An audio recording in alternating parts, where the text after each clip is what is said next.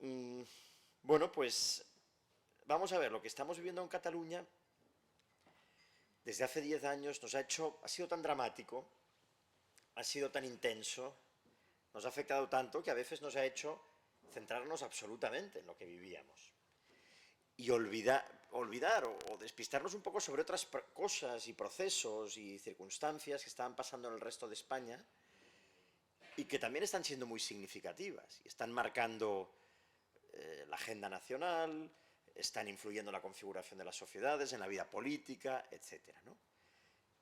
Y de hecho, cuando uno abre un poco la mirada se da cuenta de que lo que vivimos en Cataluña no es único, sino que es un problema en el fondo español y que tiene muchas réplicas y precedentes en otras partes de España.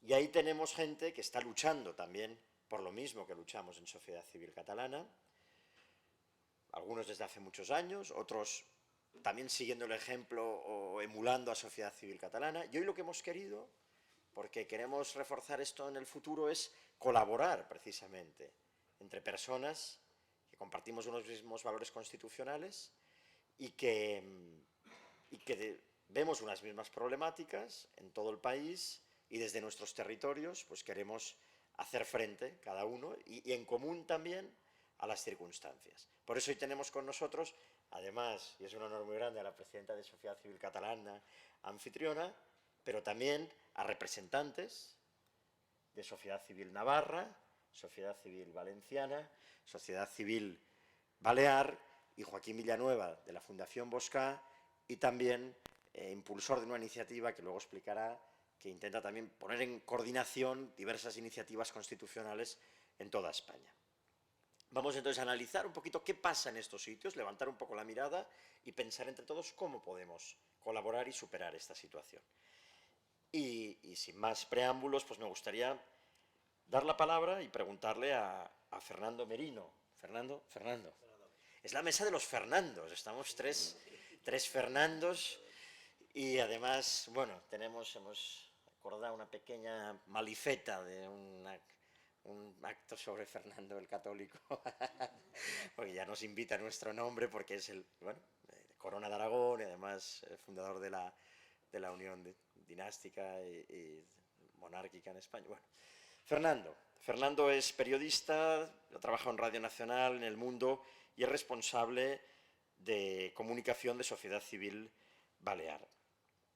Fernando, ¿cómo puede ser que Baleares haya pasado de ser pues, un lugar de estabilidad, de referente del constitucionalismo moderado, a un lugar de efervescencia, de tanta efervescencia nacionalista en 25 años? ¿Cuáles son las claves políticas que han conducido a esta situación? Bueno, buenas tardes. Me he traído unos datos para no echar mano solamente de memoria. Los últimos no 25, sino 28 años, es decir, desde 1995 hasta el año que viene, Baleares ha vivido una situación completamente anómala debido a dos circunstancias. La primera son acontecimientos desagradables que han hecho mucho daño al Partido Popular, que es la fuerza de derechas hegemónica, lo ha sido en Baleares, y en segundo lugar una lluvia fina, muy fina, constante de los movimientos separatistas existentes en Baleares, que tienen mucho que ver con lo que ocurre aquí en Cataluña, y de hecho muchos de ellos han estudiado en universidades catalanas. En 1900, antes, desde la preautonomía hasta 1995, el Partido Popular era hegemónico en Baleares. Gabriel Cañellas gobernó del año 83 hasta el 95, que empezaba legislatura. En aquellos momentos, por ejemplo, en una de las campañas de estos 12 años, su contrincante del PSOE era nada más y nada menos que Félix Pons Irazazábal. Ganó Gabriel Cañellas. En aquel momento el PSOE de Félix Pons era socialdemócrata. Pero a partir del 95, ¿qué ocurre? Que el váyase, señor Aznar, se traduce, señor González, se traduce en que Aznar está oliendo ya las puertas de la Moncloa. Y en Baleares estalla el escándalo del túnel de Sóller, que ha utilizado el Partido Popular para la financiación irregular. Entonces Aznar le exige a Cañellas que dimita. Cañellas cumple y dimite. Pero en este proceso, del 83 al 95, que Cañellas dimite, se ha aprobado a principios de los 80 el Estatuto de Autonomía que recoge la cooficialidad de las lenguas castellana y catalana, o catalán de Mallorca, que no es verdad porque en el Estatuto se reconocen las variantes de Mallorca, Menorca, Ibiza y Formentera. Entonces, el año 86 se aprueba la Ley de Normalización Lingüística que viene a refrendar la cooficialidad del castellano y el catalán en Baleares. Pero al final de este proceso, cuando Cañellas dimite y nombra un sucesor, que es Cristófol Soler, que va a durar un año escasamente, Cristófol Soler en este año va a aprobar lo que se llama el decreto de mínimos, porque ya las competencias en educación estaban siendo cogestionadas por el Estado y por la comunidad autónoma. Hasta que llega un momento en el cual se transfieren íntegramente las competencias de educación a Baleares a finales de los años 90, concretamente en 1999. Y el Consejo de Ministros lo que hace es aprobar un Real Decreto de incrementar los servicios, que se traduce, por ejemplo, una de las cosas, en la entrada en el sistema de 900 profesores de enseñanza secundaria. ¿Quién es el conseller en ese primer pacto de progrés de educación en el Govern Balear? Un señor que se llama Damià Pons, que era del PSM, que ahora se conoce como MES, pero es lo mismo, exactamente lo mismo. Es Damià Pons, es su equipo, el que debe mover todo el procedimiento para el ingreso en la enseñanza pública de 900 nuevos maestros. ¿De qué cuerda van a ser estos 900 nuevos maestros? Lógicamente, el PSM moverá sus hilos para que estos 900 maestros, todos los que sean posibles, sean de su cuerda. Esta es la lluvia fina que empieza con la ley de normalización, continúa con el decreto de mínimos y ahora con la entrada de 900 maestros. Poco a poco se van topando, se van ocupando funciones. Pero el problema también es que el PP, cuando Jaume Matas sucede a Tòfol Soler, es tal el escándalo del túnel de Sóller y de haber defenestrado a Cristófol Soler, porque no le gustó a Cañellas como sucesor, porque tenía ideas propias. Entonces esto a Cañellas no le gustaba. Y él se encargó de mover los hilos para que el propio grupo parlamentario del Partido Popular cesara a su presidente Tòfol Soler. ¿Eso qué genera? Genera un nuevo pacto de progrés con Francesc Antich como presidente. Francesc Antich es un señor que procedía de militancia en su juventud del PSM. Y Francesc Antich sucede a Joan Marc en la Secretaría General del PSIC-PSOE. Y Joan Marc es el primer secretario general del PSIC-PSOE que introduce el término y el concepto de regionalismo, que es ya la antesala del separatismo, del independentismo, lo introduce en el ADN del PSIC-PSOE. Luego volverá otra vez Matas y ahí arranca todo el escándalo del caso Noos y compañía, con lo cual regresará Antich. Y con Antich ocurre una cosa, y es que en todos esos pactos de progreso y las no mayorías absolutas del Partido Popular, había un partido bisagra que era Unión Mallorquina. Cuando estaba con el PP, funcionaban las cosas como funcionaban. Pero cuando estaba con el Pacte, al ser un partido de centro-derecha, aunque corrupto, era el que ponía el freno a que la izquierda hiciera lo que le diera la gana. ¿Qué ocurre? Que cuando Antich pierde el segundo pacto de progrés y entra José Ramón Bauzá con mayoría absoluta de 190.000 votos frente a los 90.000 del PSOE en aquel momento, entonces José Ramón Bauzá levanta la economía, es el momento de la crisis famosa, pero comete un grave error y es precipitarse en el TIL, algo que luego recuperaría Albert Rivera. El TIL es el Tratamiento Integral de Lenguas, enseñanza obligatoria en catalán, castellano e inglés. Eso moviliza a todo el sector de la enseñanza, totalmente acorde con el PSM, y acaba con José Ramón Bauzá, y a partir de ese momento el PP entra en crisis. entra en crisis, le suceden personas como Biel Compain, que son anodinas, y en cambio en la izquierda lo que ocurre es que UM, el año 2010, a comienzos, desaparece del mapa político por la corrupción. Es tan ya flagrante y está tan comprobado por la justicia, actúa la justicia, Munar entra en prisión y se acaba ese bisagra que moderaba a la izquierda. Y en 2015 y en 2019, dos pactos de progreso igualitos que el gobierno de la Moncloa, es decir, socialistas, Podemos y separatistas. Esta es la circunstancia que vivimos actualmente y que a la gente le puede haber sorprendido. Es todo un proceso continuado que llega hasta nuestros días. Fernando, tú has hecho una descripción de esta evolución política que, bueno, ya se ve que es una política compleja, con muchos actores, cuando me explicabas esta mañana, yo ya no lo viví, la destitución del líder del PP Balear por su propio grupo parlamentario, bueno, es bastante impactante, esto en España no es muy habitual, ¿no? Toda esta derivada política, ¿cómo luego se ha vivido en la calle? ¿Cuál es la situación de la presencia nacionalista, con sus símbolos, con su ocupación del espacio público, con sus reivindicaciones? ¿O más bien en la calle no se está viviendo esta politización o influencia nacionalista?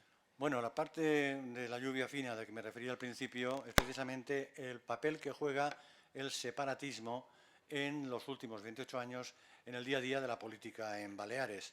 Aquí en Cataluña estamos hablando de que los hilos los mueve un 47% de votos independentistas. Pero es que en Baleares hablamos de un 9,2%. Y está ocurriendo exactamente lo mismo que pasa aquí en Cataluña, con sus matices, pero exactamente lo mismo. Cuando aquí se produce el golpe de Estado de octubre del 17, al año siguiente un diputado del PSM dice que la independencia en Baleares llegará el año 2030, ya lo marca. Referéndum de autodeterminación año 2030, lo tienen ya decidido.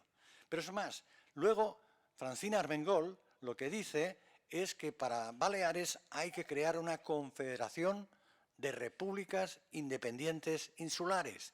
Y luego ya veremos cómo encajan en una especie de confederación, de organización común de todo el archipiélago. Estas barbaridades se están diciendo ahora y por partidos que siguen con representación en el Parlamento. Y Francina sigue siendo la presidenta del Parlamento. Hace 2 semanas el Parlamento Balear aprobaba una moción reconociendo la expresión Països Catalans. Hablamos de un 9,2% de voto estrechamente separatista, pero de un PSOE que se ha plegado por completo a este proceso porque Armengol, en definitiva, estudió farmacia aquí en Barcelona. Y mientras estudió farmacia aquí en Barcelona, militaba en las juventudes de Esquerra Republicana de Cataluña. En su mente, el separatismo no le produce ascos de ningún tipo, sino que le parece la cosa más natural del mundo. Y este es el momento que vimos en la calle. La calle no es tan separatista, no lo es. Pero las leyes que se están aprobando, la inmersión lingüística forzosa, está contribuyendo a que se dé una imagen realmente alarmante que no creo que llegue a serlo. Pero ahora mismo, en este momento, el lunes pasado, se aceptó el Tribunal Superior de Justicia de Baleares aceptar a trámite 4 contenciosos administrativos por la no aceptar el 25% de castellano en la enseñanza pública. Aquí ha jugado un papel importante, además de Sociedad Civil Balear, PLIS es un colectivo de maestros de la enseñanza pública, que sus siglas PLIS significan Profesor Libre de Ingeniería Social. Es gente constitucionalista que está en contra del proceso que sigue la enseñanza pública, que es de inmersión absoluta. Muchísimas gracias, Fernando, y seguiremos muy atentamente la situación en Baleares porque varios analistas dicen que es donde está el principal problema en estos momentos, ¿no? A veces con mayor intensidad casi que en Cataluña. Bueno, vamos a... y gracias por lo que hacéis también desde Sociedad Civil Balear. Nos vamos ahora, cruzamos el Mediterráneo, este mar precioso. También queremos hacer alguna cosa sobre el Mediterráneo, porque hay que abrir horizontes. Y vamos a dar la palabra a Fernando Mut. Fernando es presidente honorífico de Sociedad Civil Valenciana, Es también arquitecto, urbanista, y ha sido teniente de alcalde precisamente de espacio público, de urbanismo, en Gandía, la tercera ciudad de la Comunidad Valenciana. Me reía porque me explicaba algunas anécdotas durante la comida que ahora me han venido a la cabeza, de cómo y por qué se pueden perder unas elecciones, cuando no te esperas algunas cosas y las derivadas que puedas tener. Bien, pero Fernando, lo que queríamos era preguntarte, primero tú, un poco esa experiencia que has tenido del urbanismo, ¿no? Esta mañana hemos sido teóricos de lo que es el espacio público, lo que no es, lo que significa la filosofía política contemporánea. Tú has practicado el urbanismo, tú has practicado la gestión del espacio público. ¿Cuál ha sido tu mirada durante estos años y qué has aprendido de estos años que has tenido que gestionarlo? Bueno, buenas tardes. Coge este, Sí, primero, buenas tardes a todos y dar las gracias a nuestra presidenta, a Fernando, a todos los que han hecho posible esta jornada, esta escuela de verano, estas 2 jornadas, porque han sido realmente intensivas y además de un grandísimo interés, a mi entender, y a entender, creo yo, de todos. Bueno, yo sí, efectivamente, llevo muchos años ejerciendo el urbanismo. He sido arquitecto municipal, bueno, he hecho muchos cargos, director general de arquitectura de la Generalitat Valenciana, bueno, teniente alcalde, el tocar la calle es lo más interesante de todo y demás. Bueno, y voy a hacer una pequeña introducción de un tema que me parece que es muy importante y que completa lo que se ha hablado esta mañana. Y después acabaremos ya hablando del caso Valencia, que es un caso especial. Me gustaría sobre todo decir que la ciudad es el lugar de representación, donde la sociedad se representa.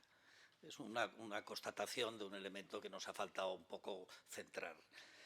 Bueno, ya sabemos que es el sitio, el lugar donde se hacen los intercambios las personas, el centro económico, el centro cultural, el lugar de encuentro, y además es la fuente de un sentimiento de la ciudad, ¿verdad?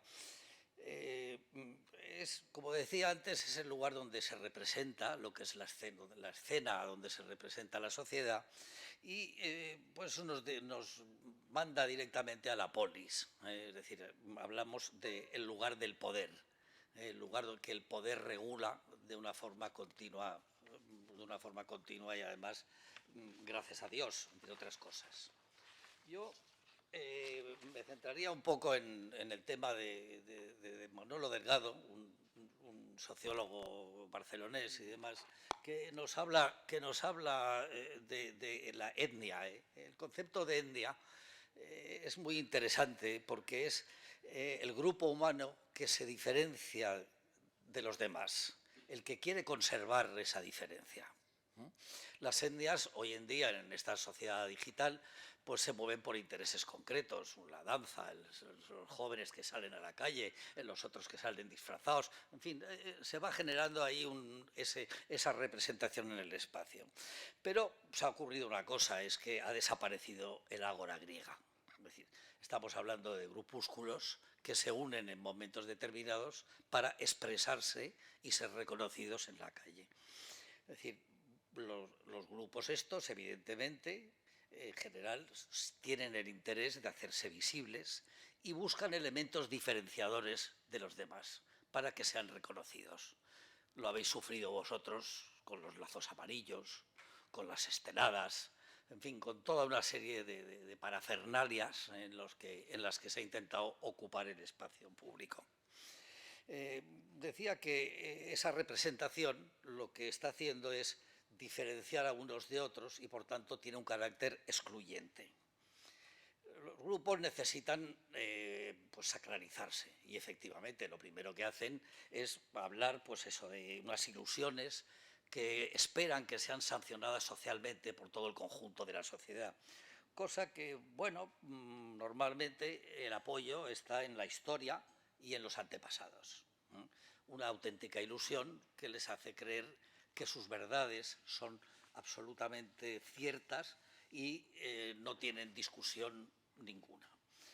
Evidentemente, claro, cuando están en esta circunstancia al adversario, al otro, al que han excluido, pues lo consideran como, bueno, le atacan sistemáticamente a cualquier cosa que pueda hacer. Sin embargo, defienden todo aquello que va con su prole. Pues claro, el nacionalismo, supremacista que estamos encontrando, sobre todo aquí en Cataluña, y también va apareciendo en los demás sitios, dice quién y qué cosas se necesitan para ser homologado como uno de los suyos. Bien, esto es xenofobia, pura xenofobia. La xenofobia la defiende San Román diciendo que es actitudes que provocan que un grupo humano sea objeto de persecución o de un trato humillante por su condición ajena a una determinada comunidad o país. Efectivamente, estamos en esta situación. Al defender el derecho de preservar la pureza cultural, el grupo se está protegiendo.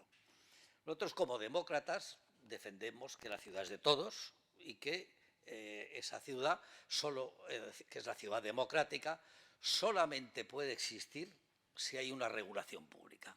De lo contrario, se convertiría en un caos. Por tanto, esa regulación pública es esencial para el tratamiento de la ciudad democrática. Yo, por no extenderme más y demás, creo que no es difícil saber a dónde quiero llegar, en qué punto estoy. Yo lo primero que diría es que el espacio público no pertenece a nadie, que el espacio público es de todos. En segundo lugar, que ese espacio público ha de ser neutral, siguiendo lo que estamos aquí comentando a lo largo de todo.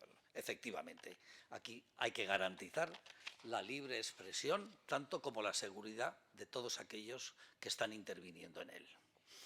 Que la gestión le corresponde a la autoridad, fundamentalmente la local, quien marca y debe marcar y definir las normas de utilización de ese espacio público para garantizar la igualdad de todos.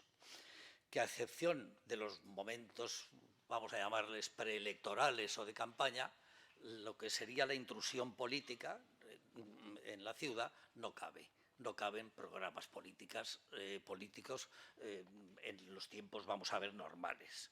Que tampoco son apropiados los mensajes subliminales, esos que indican determinados valores que intentan meter en la cabeza de las gentes para adoctrinarlos, para que se conviertan en súbditos en vez de ciudadanos. Que el hombre urbano no puede consentir de ninguna manera que determinados grupos se apropien de la calle. Una cosa es el uso, usar la calle, y en eso hay que ser absolutamente liberales, y otra cosa es la apropiación. La apropiación es quedarse en el espacio urbano de forma permanente, marcando una ideología predeterminada. Fernando, que las instituciones... Acabo. Sí, no, te quería repreguntar. Perdona, sí. Sí, porque te quería preguntar, tú has hablado del uso y de la apropiación, del uso y del abuso del espacio público. ¿Cuál es la situación exactamente en Valencia, ¿no? ¿Se vive... Sí. ¿Está lleno de simbología partidista? ¿Es menor que en Cataluña? No, la situación de Valencia es tremendamente diferente a la que podéis tener aquí en Cataluña. Es decir, Valencia, antes que nada, yo quiero lanzar aquí la proclama sobre la defensa de lo que sería la cultura tradicional. Es decir, y eso es importantísimo en el uso del espacio público. Ahí pues, son conocidas las fallas, son conocidos los moros y cristianos, las gallatas de Alicante, es decir, toda una serie de manifestaciones. La música, por ejemplo, no hay ciudad que no tenga su banda o sus bandas de música, y todo eso coloniza el espacio, pero coloniza el espacio temporalmente y con una raigambre popular. Cuidado, que eso es importante manifestarlo. Y claro, cuando llegan un poco los separatistas, los Compromís, es decir, todo lo que llaman el Botànic, que es la unión de Podemos, Compromís y Partido Socialista, pues no encuentran espacio para poder actuar ahí. Es decir, saben perfectamente que se genera un rechazo de sus posiciones y de sus actuaciones por parte de la sociedad. Por eso cambian la estrategia, es decir, no tiene nada que ver con la estrategia que estáis sufriendo vosotros catalanes, a los cuales os admiro enormemente por vuestra insistencia, vuestro trabajo y la perfección con la que estáis resolviendo el problema identitario. Allí no, allí la línea es la línea Pujol, es decir, llega un momento en que dicen vale, tenemos el rechazo de la calle, pero tenemos la lengua, tenemos lo que es el adoctrinamiento en las escuelas, ¿verdad? Y tenemos pues un imaginario colectivo que vamos a ir creando poco a poco a base de campañas que vayan llegando a toda la sociedad. Y eso no aparece en el espacio público general. Cuidado que espacio público también serían las universidades, tal, y cuidado, ahí es donde se produce el adoctrinamiento. Pero en Valencia las leyes se cumplen. Y por tanto el espacio público está bastante respetado, aunque hay ciertas excepciones. Es decir, la excepción más palpable es la del señor Ribó, el alcalde de Valencia, bueno, que se ha creído que es el gallo del gallinero y el amo de la ciudad. Este señor pues igual te saca una bandera en el balcón del ayuntamiento, bandera republicana, para celebrar que Valencia fue capital de la República durante unos días. Bueno, pues ahí lo tienes que aguantar, pero rápidamente lo quita. Y luego hace monolitos que son hasta divertidos. Uno era, es decir, pues es Gosos, la ciudad de Gosos y de la socialización de Gosos, para ser exacto. Bueno, y ahí aparecía la foto de él, no sé si sería una referencia a que él es un gos o a los gosos en general, no lo sé, eso ya no lo sé. Pero la tiene que quitar a los 4 días. También hace otro de bonos al comercio, y el propio comercio le dice que es un impresentable, que haga el favor de no hacer propaganda política para dar 50 euros a los comercios. Ahora quiere montar otro último monolito, y este es interesante para un poco hablar de la participación y de los movimientos sociales en la ciudad. Pero hasta sus propios socios se rebelan contra él. Y aquí viene un tema interesante. Llega el Partido Socialista, que con los votos de Vox y del Partido Popular le niegan el monolito y hacen que lo quite. A cambio, pues inventan pues una escultura que resuma los valores ciudadanos de la Gran Valencia. Y esto está funcionando así. A partir de ahí, ¿qué pasa? Pues la ciudad está tranquila. Valencia no se rebela. Valencia nos llaman meninfots. Tienen parte de razón. Es muy difícil sacar a la calle a la gente en Valencia. La gente vive como con cierta tranquilidad. Pero luego toman decisiones. Cuidado, estas cosas. Y las decisiones, a mi entender, se van a tomar pronto. Es decir, no dudo en que esto dure poco y que, bueno, entremos en una nueva etapa que tanta falta nos hace. Muy bien, Fernando, pues muchas gracias. Y estudiaremos un poco esto de los monolitos efímeros. Eso es divertidísimo. No sé, porque es un tema como digno de seguirse y de estudiarlo. Gracias también por la clase que nos has hecho sobre el espacio público, sobre las diferenciaciones y cómo debe ser un espacio liberal, abierto a todos. A continuación hablará Eduardo López Dóriga, que es un viejo conocido, iba a decir, porque ha sido un gran referente del constitucionalismo catalán, ha sido presidente de Tolerancia, de la entidad Tolerancia, una entidad pionera, una entidad que ha abierto muchos caminos entre 2009 y 2021, y bueno, pues cuestiones del amor ya de hace muchos años te llevaron también a tener vínculos con Navarra muy fuertes, así como ingeniero químico, y desde hace un tiempo estás ya establecido ahí en Navarra, y desde hace poco eres el presidente de Sociedad Civil Navarra. Nos hace mucha ilusión que estés hoy aquí de nuevo, en Barcelona, y me gustaría preguntarte tú, bueno, una persona que ha vivido catalán, muchos años aquí, ¿qué diferencias has notado en la problemática nacionalista que sabemos que hay en Navarra con respecto a Cataluña, en los usos del espacio público? ¿Qué problemas os encontráis ahí que sean parecidos o distintos a los que hay en Cataluña? Sí. Bueno, en primer lugar, muchísimas gracias, Elda, Fernando, por vuestra invitación. Estoy encantado de estar aquí, aunque un poquito extraño, porque hace un año, efectivamente, era el presidente de Asociación por la Tolerancia. Lo fui durante 12 años. Tengo aquí a Carmen Leal, miembro de nuestra Junta, y que me alegra ver. Y estoy ahora como presidente de Sociedad Civil Navarra. ¿Quién me lo iba a decir a mí? Un catalán presidiendo Sociedad Civil Navarra. Pero yo creo que esto da un poco la medida de lo que es la acogida de Navarra, que pues me ha dado a mí y a muchísima más gente, y que agradezco a gente como Joaquín, que también está ahí trabajando por Navarra desde hace muchísimos años. Efectivamente, ¿qué hace un catalán presidiendo Sociedad Civil Navarra? Pues yo estoy en Navarra porque soy en parte un exiliado de aquí de Cataluña. Me marché antes de tiempo. Yo hubiera acabado en Navarra porque mi mujer es de allí, pero el hecho de no poder tener escolarización a mis hijos en castellano, al menos la mitad del tiempo, ¿no? Que menos, ¿no? Hizo que, después de insistir muchas veces, no poder conseguir nada, tener la burla, porque fue una burla lo del síndic de Greuges Ribó, que es un farsante, y por otra parte el silencio total del consejero Maragall, que no, de Educación, Maragall, que no respondía a nada de mis escritos. La única manera de conseguir la educación fue yéndome a Navarra, la educación en castellano para mis hijos, que ya cursaron la secundaria allí. Cuando me fui para allí, me acuerdo que Arcadi Espada me dijo, pues te vas de Guatemala para irte a Guatepeor. Dijo Arcadi, yo pensé, no tanto, bueno, ahí estaba gobernando pues UPN con el Partido Popular, les apoyaba el Partido Socialista y parecía algo bastante, bueno, no tan malo como lo de aquí, por supuesto.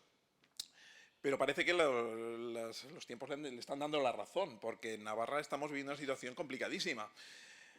Tenemos unos vecinos realmente, algunos de ellos, no todos, pero tenemos un vecino que intenta imponer su simbología, imponer todas sus imágenes, su cultura, por encima de lo que es la diversidad de Navarra. Navarra tiene partes diferenciadas, tiene una parte cercana a la comunidad autónoma vasca y tiene otra parte cercana a Aragón. ¿Qué diríamos si los aragoneses, si tuviéramos un partido proindependentista de Aragón que nos estuviera intentando hacer aragoneses? Y pues eso es lo que está pasando por el otro lado. Tenemos unos vecinos, los que los gobiernan, que intentan imponer una simbología frente a la simbología navarra.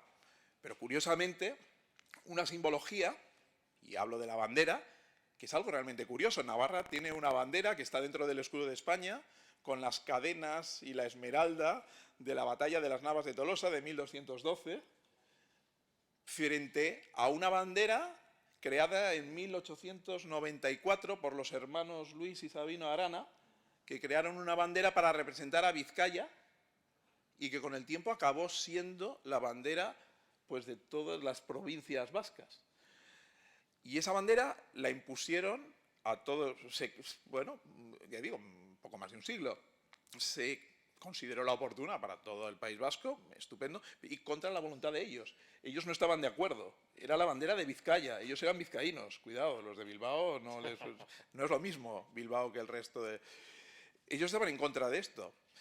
Bueno, pues esa bandera que se impuso desde la Segunda República para la Comunidad Autónoma Vasca, ahora es la que nos quieren imponer como si fuera un símbolo de Navarra. Y es algo por lo que los navarros no podemos pasar. Y digo podemos porque yo me considero ya tan navarro como el que más. Y nosotros estamos intentando revertir esa situación, intentar evitar que nos impongan estos símbolos externos y que nos adulteren los propios. Porque el nacionalismo, por ejemplo, cuando representa el escudo de Navarra, quita las cadenas y pone como unos circulitos ahí y hace, bueno, por supuesto la corona la quita y altera incluso los símbolos propios de Navarra.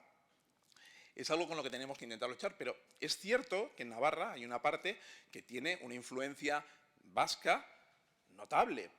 La lengua, la cultura, y eso es cierto, pero es una parte minoritaria. Lo que no puede ser es que la minoría se imponga a la totalidad. Eso no puede ser. En Navarra, de muchos ayuntamientos, se ha estado exhibiendo la ikurriña, la bandera vasca. En el año 2003, el gobierno de Miguel Sanz sacó una ley de símbolos para evitar que esto sucediera, poner multas por la colocación de las ikurriñas y también por la ocultación de la bandera de Navarra o la bandera española. Y se han ido poniendo sanciones al respecto.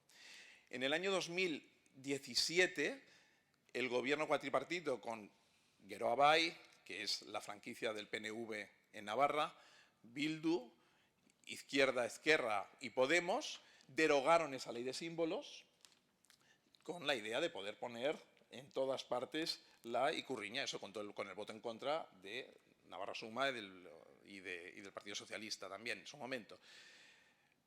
Por suerte, esa derogación de la ley de símbolos no ha impedido el seguir poniendo multas, porque hay otras leyes por encima, como la Constitución, como la ley de mejoramiento del fuero, que hacen que no se puedan poner estos símbolos. Sin embargo, especialmente Bildu intenta continuamente imponer la Ikurriña en todas partes. Y si estáis viendo ahora los Sanfermines por las mañanas, veréis que en el Chupinazo y a cualquier momento ponen las banderas de la otra comunidad, la comunidad vasca, pues para decir que somos lo mismo y que somos parte de su soñada, su quimérica Euskal Herria.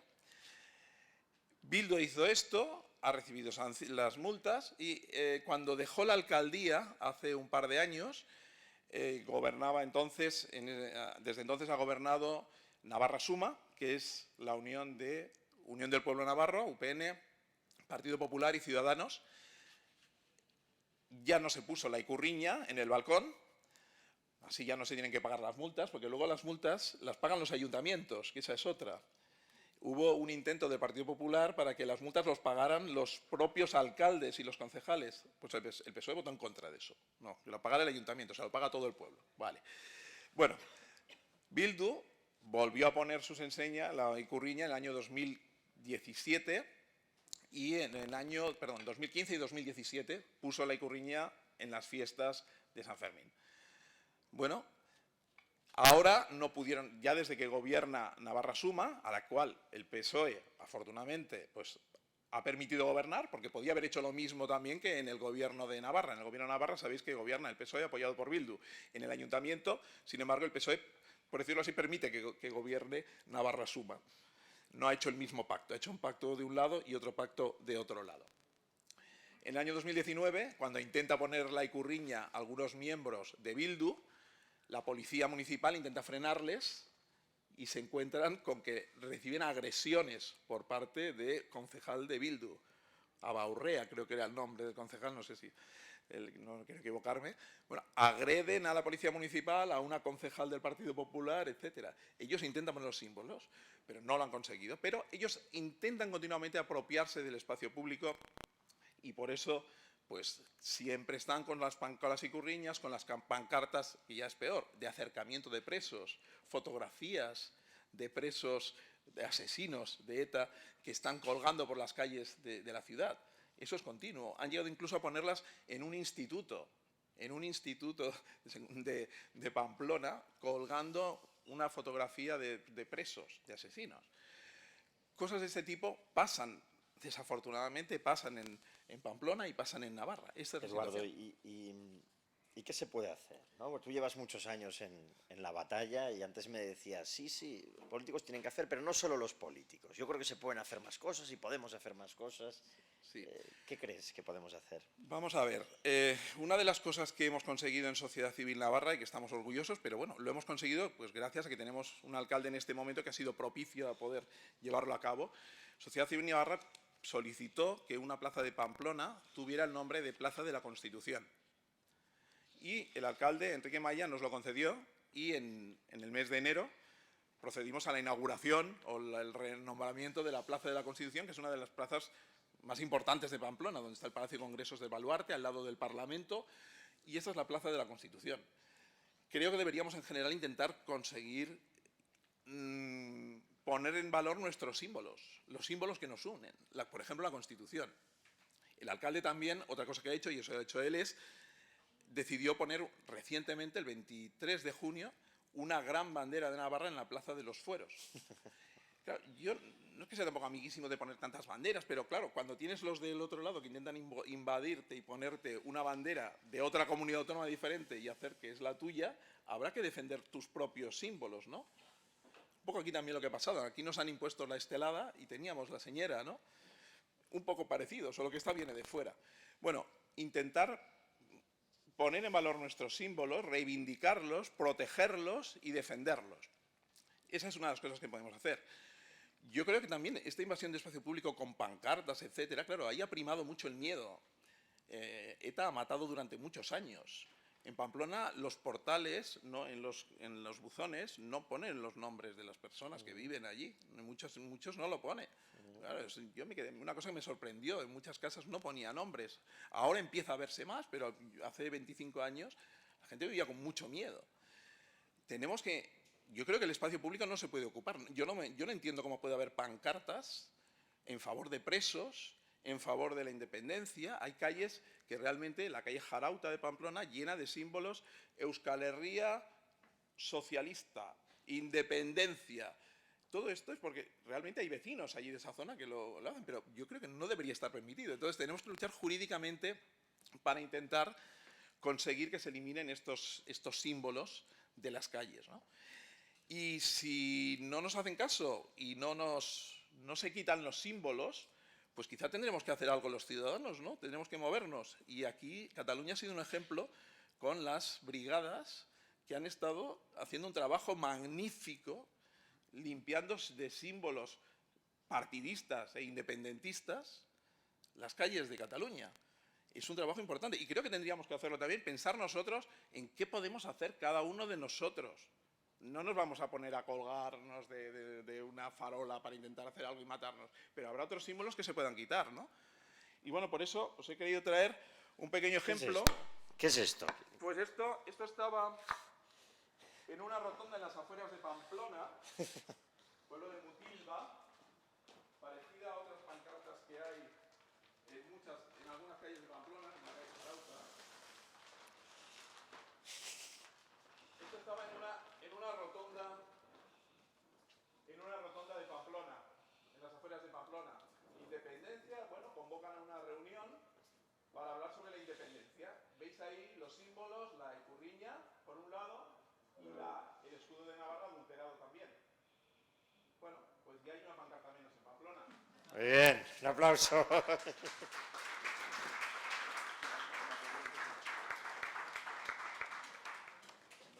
Muchas gracias, Eduardo, por todo tu compromiso estos años y ahora también Fue muy emocionante el día que inaugurasteis la Plaza de la Constitución ahí en Pamplona.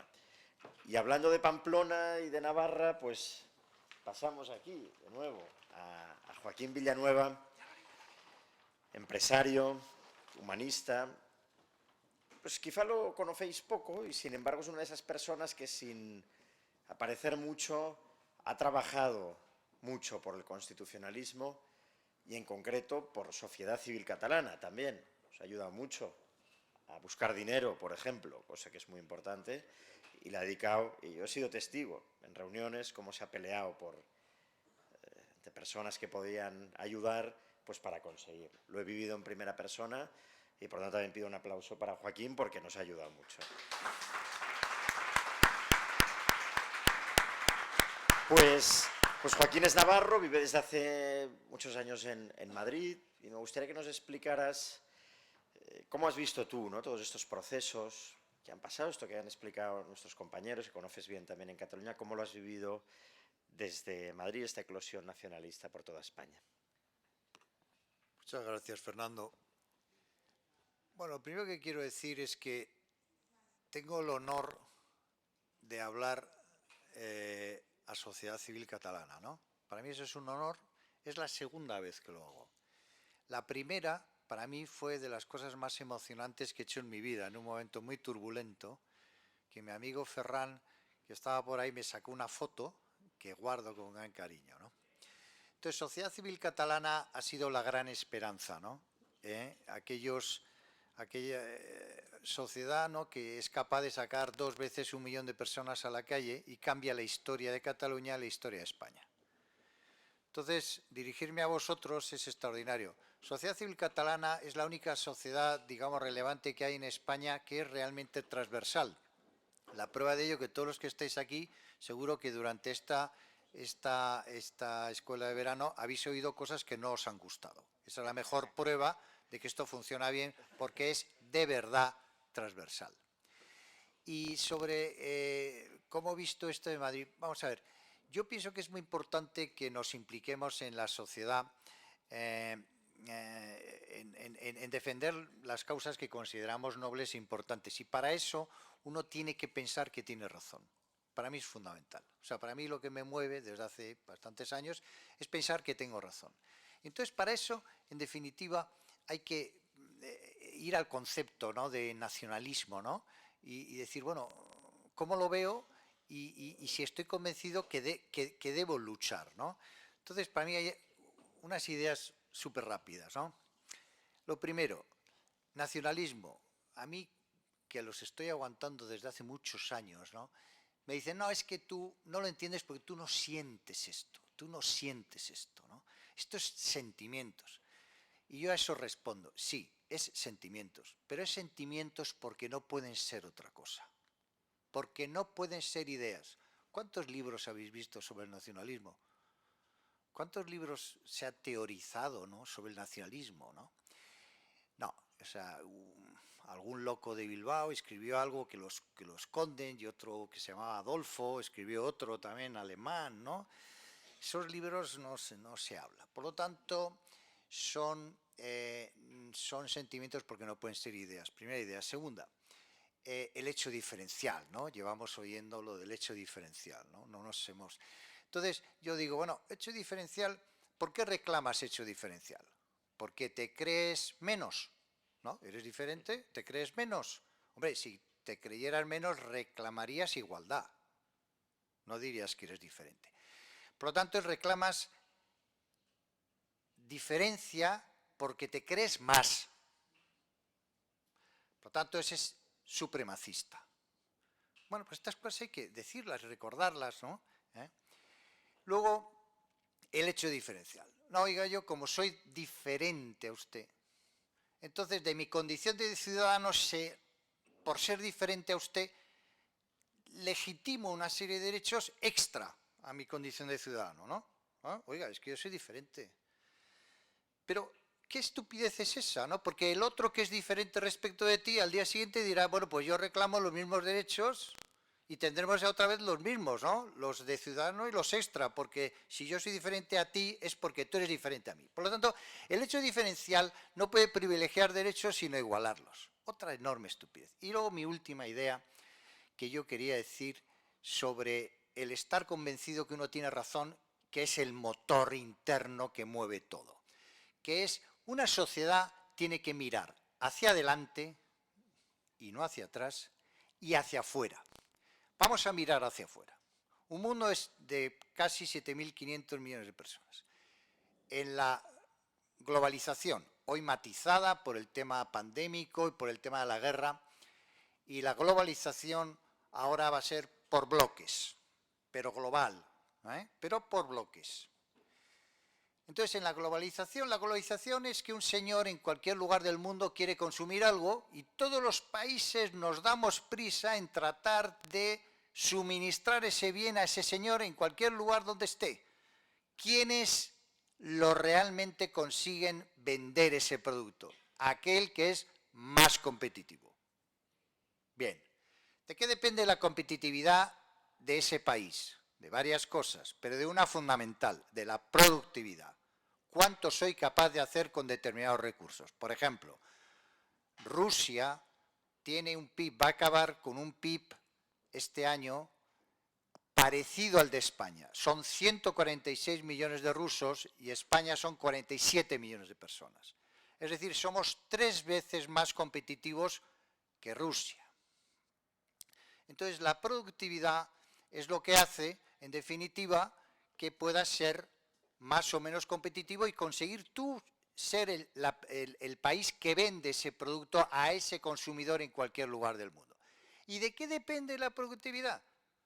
La productividad depende de muchas cosas, pero sobre todo de una, que es la tecnología. Yo tengo tecnología y tú no, yo lo puedo hacer mejor que tú. Muy bien. ¿Qué ocurre con la tecnología y qué va a pasar con la tecnología en la próxima década? Que la tecnología se está democratizando. ¿Qué significa? Que la tecnología va a ser accesible para todos y a medio y largo plazo la tecnología no nos va a diferenciar porque todos vamos a tener una tecnología accesible. Todo esto se pueden poner excepciones, pero como principio va a ser ese. ¿Qué significa eso? Y es a donde voy. Significa que la productividad de todos los seres humanos llegará a un momento que será muy parecida. Y por lo tanto, ¿de qué dependerá las riquezas de las naciones? Si somos todos los habitantes del planeta parecidos en cuanto a la productividad, la riqueza de las naciones de las sociedades solo dependerá de una cosa, que es el tamaño, la población. Por lo tanto, si todo va a ser cuestión de tamaño, solamente hay una opción, que es, en nuestro caso, Europa, que con el Reino Unido somos 550 millones de seres. Entonces, en ese entorno en el que solo 550 millones puede ser lo suficiente como para ser suficientemente grande en el mundo, como para ser un actor en el mundo, decirme qué sentido tiene que Baleares o qué sentido tiene que 7 millones y pico de personas en Cataluña digan que quieren ser independientes cuando hoy Europa está formada por países, como se dice bien, que o son pequeños o no saben que son pequeños. Solo tenemos una opción para los europeístas y para los no europeístas, y es la misma, que es la unión. Y en ese escenario, que es el que vamos a vivir de verdad, los nacionalismos son irrelevantes y sencillamente ridículos. Por lo tanto, estamos en el buen camino de defender lo nuestro. Muchas gracias Joaquín. También por abordar cómo va a ser no sé, las próximas décadas, con esta visión pues, que nos ha abierto también la mirada, ¿no? Explícanos un momento brevemente este proyecto en el que estás metido, precisamente para defender esta razón de la que hablabas, que pusiste en marcha hace un par de años, desde el seno de la Fundación Boscad, en la que has estado desde el principio, y has iniciado un nuevo proyecto ahí, pues en el que algunos de nosotros participamos, y también pues es una alegría que lo puedas compartir hoy en esta escuela de verano. Eres el coordinador de Consenso y Regeneración. Explícanos en qué consiste esta plataforma. Muy bien, gracias Fernando. ¿Se oye? ¿Se oye? ¿Se oye, no? Sí, bueno, gracias por la cuña publicitaria. Sí, en Consenso y Regeneración montamos durante la pandemia, en la Fundación Joan Bosca montamos durante la pandemia Consenso y Regeneración. Bueno, el sentido, Consenso y Regeneración es una red de 100 personas, de las cuales aquí estáis unos cuantos y aquí mismo bastantes. La idea es que la sociedad civil española primero existe. Hay gente que dice, no, es que en España no hay sociedad civil. No, no es que no haya, es que no la conoces. Hay sociedad civil y antes también decíamos, pero está descoordinada, cada uno por nuestro lado. Bueno, ya hay bastantes casos de éxito de coordinación, entre ellos la Escuela de Todos. Eso ha sido un éxito, ¿no? Por ejemplo, ¿no? Entonces, la coordinación de la sociedad civil es fundamental. El otro tercer problema que está sin resolver es la financiación. Toda la sociedad civil española, con alguna excepción, está infrafinanciada o en quiebra directamente. No existe en España cultura de donación y entonces, como consecuencia de eso, no hay fondos. Entonces, con Consenso y Regeneración montamos esa red de 100 personas, ¿no? Que hablé con cada uno de ellos durante la pandemia. Todo el mundo estaba aburrido en casa y estaba encantado de hablar. Y me pegaba con cada uno hablando, algunas hasta 3 horas y tal. Y claro, era por 100, pues imagínate.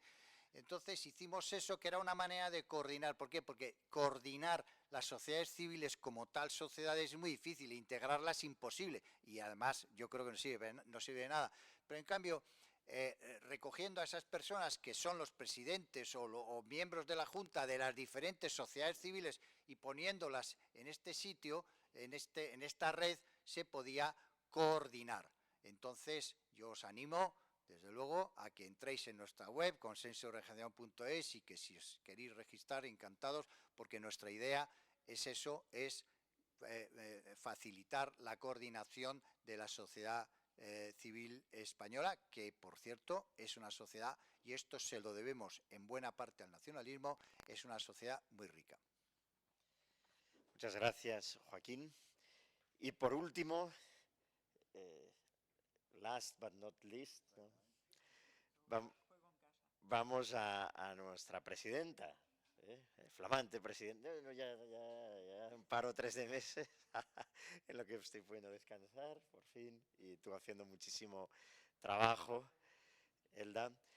Y luego también concluirás, ¿vale? Por tanto, te pido concesión, ¿no? Pero sí que hemos hablado estos tiempos, ¿no? Sobre el espacio público y hemos comentado, hombre, es verdad que hay menos esteladas, es verdad que hay menos lazos amarillos. Bueno, ¿cómo está la situación particularmente en Gerona? ¿Podemos entonces considerar que el procés está menguante? ¿No? ¿Tú cómo ves las cosas y cómo las has vivido? Pues, Fernando, es una cosa que hemos comentado a menudo, que la idea de que el procés es un soufflé que ya ha bajado y que por lo tanto no tenemos que estar alerta, para mí es parte de la estrategia de determinados partidos, entre ellos evidentemente todos los nacionalistas. Cuando tú no ves que haya movimiento en la calle, dejas de tener miedo, dejas de tener precaución y no estás en guardia. Eso permite que el nacionalismo, en este caso, siga trabajando exactamente igual que estaba trabajando como hasta ahora, pero con mucha más tranquilidad. Ellos nunca se han escondido de lo que querían hacer, o sea, somos nosotros que somos extraordinariamente torpes mirando hacia otro lado, creyendo, bueno, que en el fondo no lo harían, no llegarán, ese punto de supremacismo que nos han contagiado desde España mismo, ¿no? Es que los catalanes trabajamos más, tienen más seña, etcétera. No, somos igual que cualquier otro. Ellos nos lo han dicho y nosotros nos lo hemos creído. Y entonces, con esta idea de que como nosotros tenemos más sentido común, nunca llegaríamos a un mes de octubre como el del 2017. Porque no, porque tiene mucho a perder y porque la pela es la pela, pero no, hay una serie de gente que antes cifrábamos alrededor de un 15%, que bueno, entre ese caldo del 15% más todos los vividores que están aprovechándose del procés, pues acabamos teniendo pues 40% de personas que acaban votando unas posiciones absolutamente antidemocráticas. Cuando nos dicen Pujol ya en el año 90 y pocos que tenía un programa de nacionalización para Cataluña, pues nadie se lo toma en serio, excepto ellos, que realmente es un programa de ingeniería social perfecto. Van metiendo tentáculos en absolutamente todo, no solamente instituciones políticas, evidentemente también las privadas, evidentemente también todo tipo de colegios profesionales, etcétera, y dejamos de tener la neutralidad. Como al perder la neutralidad la perdemos de los espacios públicos. Entonces, como se apoderan, tal como hemos hablado antes, se apoderan del espacio público con total impunidad, porque me alegro saber que en algunos sitios de España todavía rige la ley, pero aquí no, hace muchos años, pues se ven con la capacidad de poner pancartas, lazos, etcétera, dando una sensación de que todos pensamos igual. Pero además de todos pensamos igual se vende. Siempre se ha dicho en los últimos tiempos los catalanes tal, los catalanes cual. No, los catalanes no somos un rebaño que pensamos todo lo mismo. Hay una parte grande, la mayor parte de los catalanes sufrimos que una minoría, como hablabais, del 9%, aquí es mucho más, evidentemente, hemos ido perdiendo terreno, pero hemos ido perdiendo terreno por la inoperancia total de los gobiernos de España, que han permitido hacer lo que les ha dado la gana aquí, pensando que cuando uno mira hacia otro lado o hace ver que no pasa nada, las cosas se diluyen. El laissez-faire, laissez-passer. Bueno, pues aquí lo que pasa es que estamos en un régimen nacionalista desde hace decenas de años que perjudica economía, sociedad, por supuesto creación de riqueza. Sin una seguridad jurídica no hay progreso posible. Desde luego, libertad tampoco. Pues el irse apoderando de todos estos espacios, el ir poniendo sus proclamas a base de lazos, etcétera, acaban dando la sensación de que, uy, estos son muchos, estos son los que ganan, no me atrevo, etcétera. Es absolutamente, me alegro que lo hayas dicho, encomiable la labor de las personas que sí se han ido subiendo a las farolas y han estado luchando, pagándose sus abogados, saliendo por las noches, teniendo situaciones auténticamente desagradables. Yo he estado acompañando a algunos compañeros en Gerona que han ido hasta 5 veces por el mismo juicio para que al final la ANC, sabiendo que perdían el juicio, los dejaran estar. Pero es 5 veces que tú tienes que ir en un contexto como el de Gerona, a decirle a tu jefe, necesito un día para ir al juzgado porque me acusan de tal, cual y pascual. 1, 2, 3, 4, hasta que al final dicen, ¿pero por qué? ¿Porque quitabas lazos? Pues quizás que tampoco interese que estés trabajando conmigo. O sea, todo eso se permite y todo eso empieza por lo que hay colgado en las calles. Es una vergüenza que el Estado de Derecho no rija en Cataluña, es una vergüenza que los gobiernos de la nación hasta el día de hoy lo hayan permitido. En este sentido, voy a hacer una pequeña trampa, ¿vale? Pero ya que te tengo aquí con el micrófono, te puedo hacer una entrevista, y muchos de los asistentes son socios de Sociedad Civil Catalana.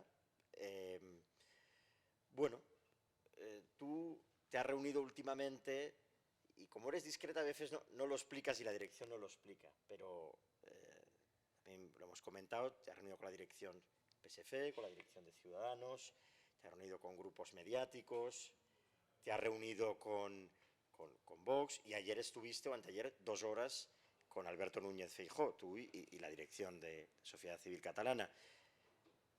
¿Qué estás trasladando? ¿Qué se está trasladando desde Sociedad Civil Catalana? ¿Qué se está pidiendo para revertir la situación? ¿Qué está pidiendo la entidad cuando tiene estos momentos para decir cómo cambiamos las cosas? ¿Qué os pedimos que hagáis? Pues lo primero que os diré es que una de las funciones fundamentales de Sociedad Civil Catalana es tener esta interlocución. Supeditación en ningún momento, pero la interlocución tiene que ser.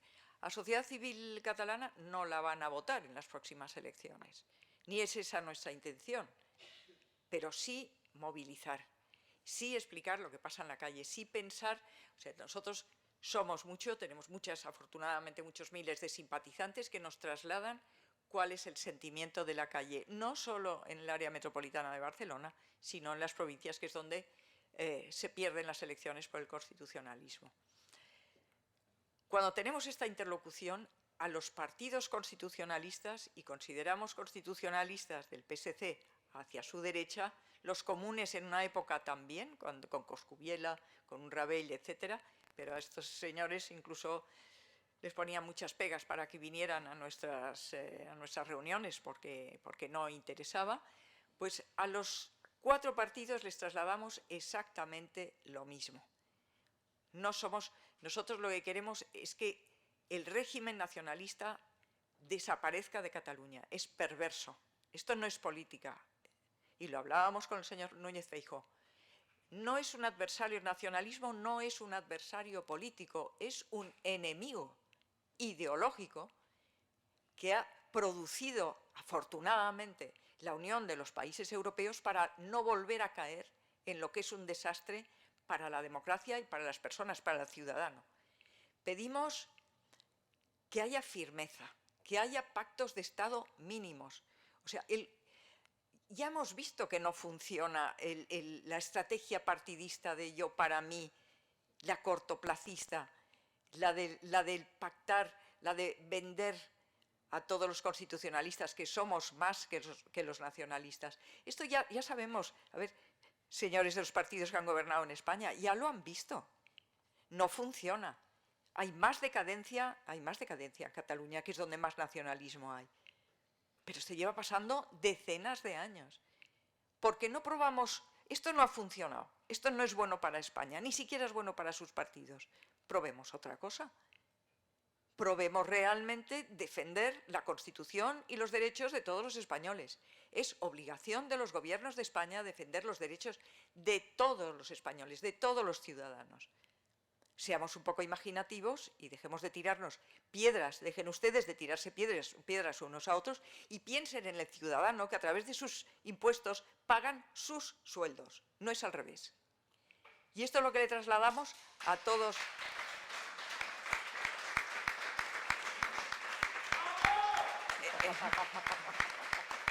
Esto es lo que le estamos trasladando a los 4 partidos. Hay quien lo entiende mejor, hay quien lo entiende peor, hay quien en circunstancias pues, hacen ver que nos han escuchado, pero después no actúan como nosotros nos gustaría. Bueno, nosotros vamos a perseverar. Hemos pasado muchos malos momentos, pero como hablábamos ayer con Joaquín, es una cuestión de conciencia, de valores. Sin valores no progresa una ciudad ni una persona. Pues nosotros estamos aquí para defender transversalmente el derecho de todos los españoles que vivimos en Cataluña y que no tenemos los mismos derechos que el resto de los españoles por dejación de los responsables políticos que hemos tenido hasta ahora. Bien. Yo, como he prometido, y mientras van entrando, sí, pero yo no sé si alguien quiere comentar alguna cosa, porque, bien, ha quedado todo clarísimo, pues entonces en la última, ha quedado la cosa, lo has dejado muy claro. Entonces, en la última intervención pues hay preguntas, pues vamos a cumplir entonces el horario. Muchísimas gracias a todos y pasamos a la última mesa de la Escuela de Verano.